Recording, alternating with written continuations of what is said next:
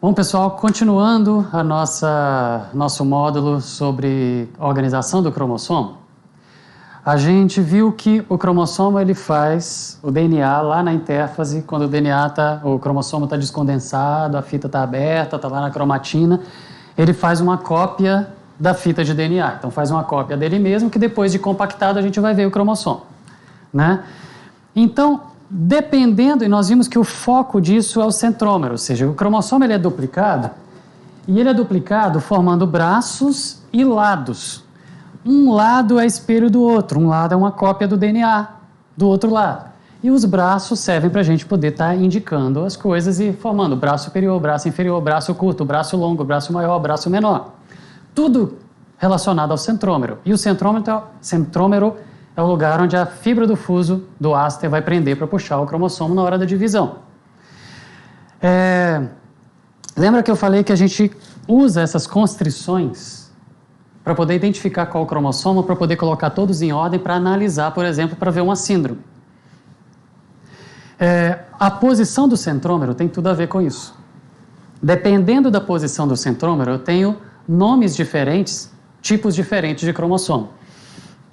Se o centrômero está no meio, a constrição primária está no meio, esse cromossomo eu falo que é do tipo metacêntrico, no meio, dividindo em braço de cima e de baixo, superior ou inferior, ou não tem braço curto e longo, eles são iguais.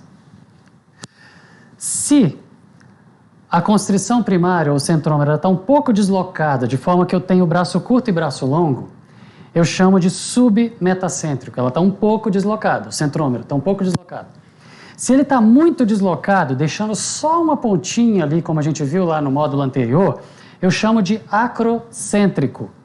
Eu tenho um pedacinho de nada do cromossomo para cima e os braços de baixo são bem maiores, a maior parte do DNA está todo aqui, acrocêntrico.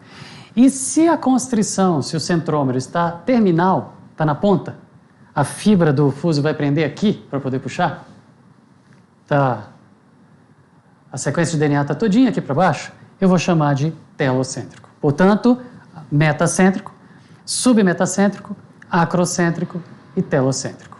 É assim que a gente vai identificar.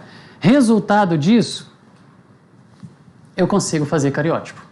Eu consigo pegar os cromossomos e identificar todos eles, colocar em ordem de tamanho decrescente e ir agrupando aos pares de iguais. Um é igual a um, dois é igual, eles são do mesmo tamanho, com o mesmo centrômero, mesma posição, mesmo formato, mesmo tudo.